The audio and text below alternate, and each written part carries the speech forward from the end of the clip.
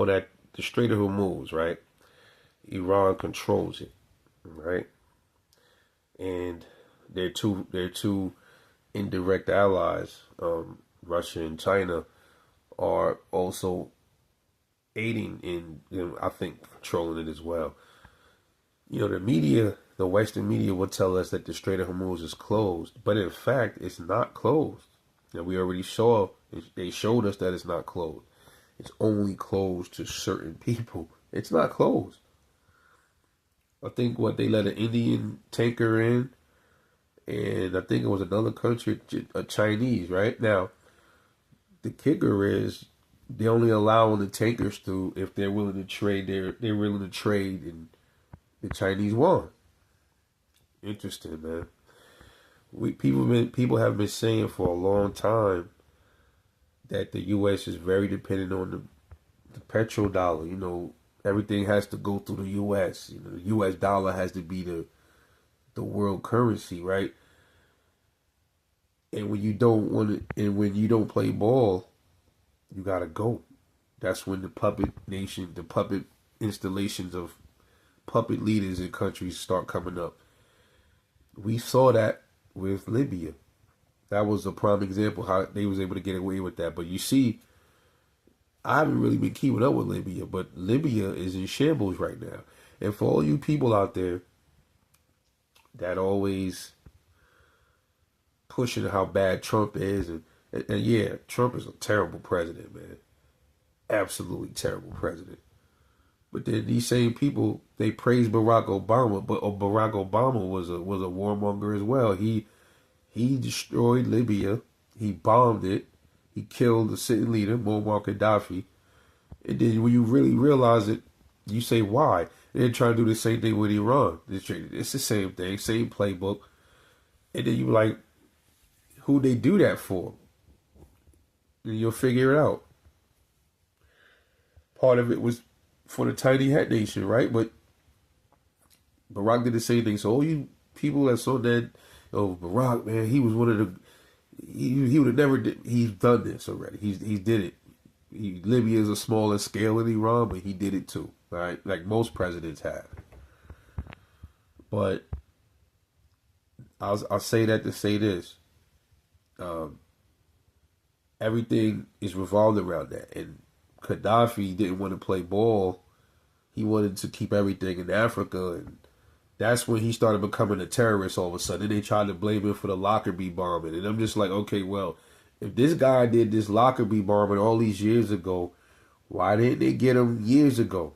Why did they wait to, when did that happen, that war? 2011? Was it 2012? Something like that? Why did they wait till 2012 to do it? You know why? Because that's when Muammar Gaddafi said, well, I don't want to play ball with the U.S. anymore. I want to do things with the gold dinar. I want to do things my way for Africa or whatever, right? And the U.S. couldn't have that. So now, magically, Muammar Gaddafi became a terrorist and he had to go. Then you find it strange how just years before that war in Libya, you saw Muammar Gaddafi over here in the U.S. giving speeches at the UN. They were sitting down with him, eating dinner, shaking his hand, everything. You notice how strange? Did y'all pay attention to that? This is after the Lockerbie bombing thing. This Lockerbie bombing thing happened when I was a kid. I was like, maybe 3 years old. They were sitting down eating with him like in 2009 and 10.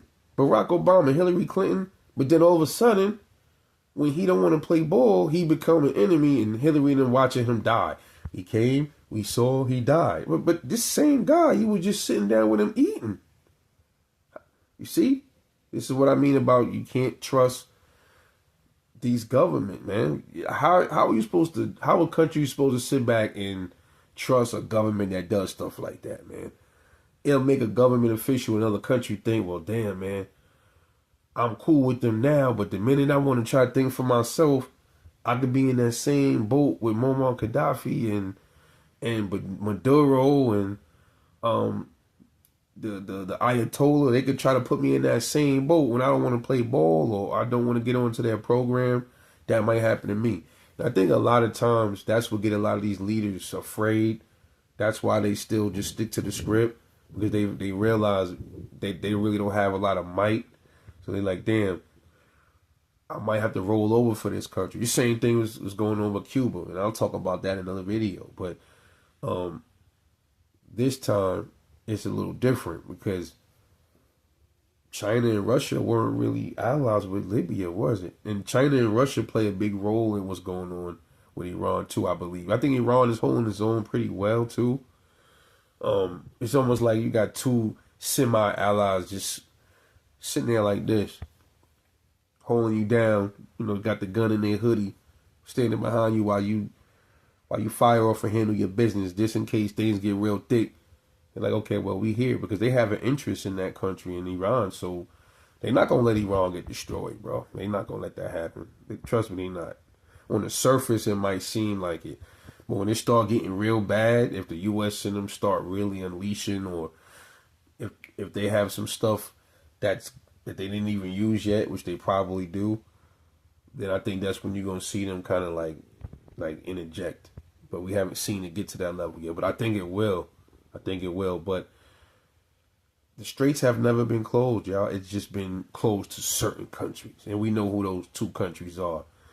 It might be a few more than that too. Anybody else that want to go on board with it, even some of the Gulf nations, if they still want to ride the coattail of the Western countries, then now y'all gonna be affected too. We not letting none of y'all shit, none of y'all things ain't gonna get through now. So I think this is very interesting, and I think this is gonna cause the U.S. to get desperate now because they realize the petrodollar is at stake, and it's kind of like showing the world.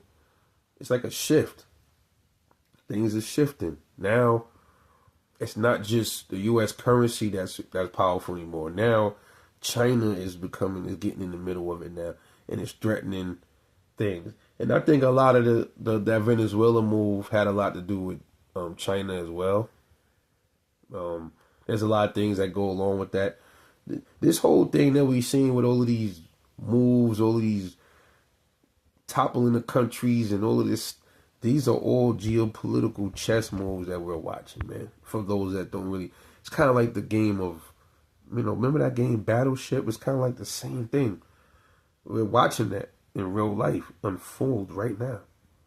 So this is a powerful move for Iran. It kind of like, it's like a thumb in the eye to the United States. Like, yo, you thought you were just going to come in here and Venezuela us, huh? You thought you were going to come in here. Yeah, you killed our leaders and our generals and some of our family, but you thought you were going to just come in here, strong arm us, kill our leaders, and try to put your own puppet in like you did in 1953.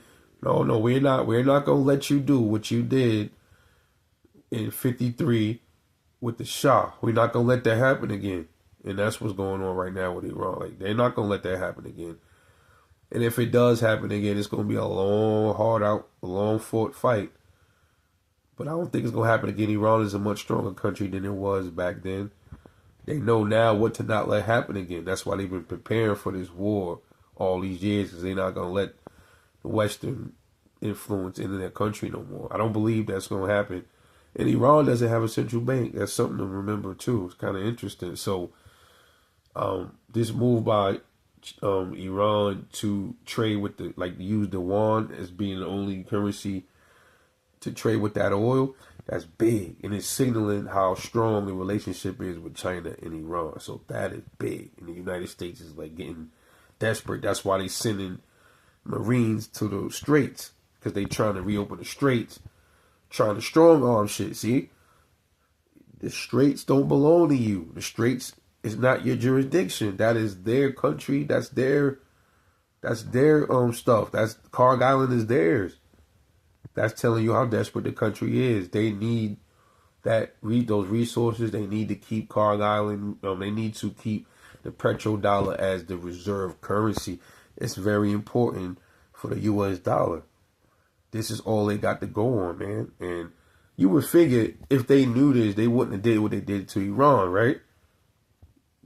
Like, why would you do that if you know if this is threatening the petrodollar? Why would you do a dumb move like that? Oh, I know why. Let's do it for the tiny hat nation. We love them. And you see right now the consequences, right?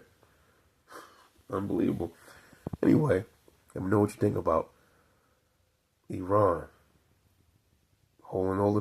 they're holding the chips right now. Interesting times. It's Rebel World News. I'll catch y'all on the next one. Y'all stay safe, like and subscribe to the channel, and I'll be back.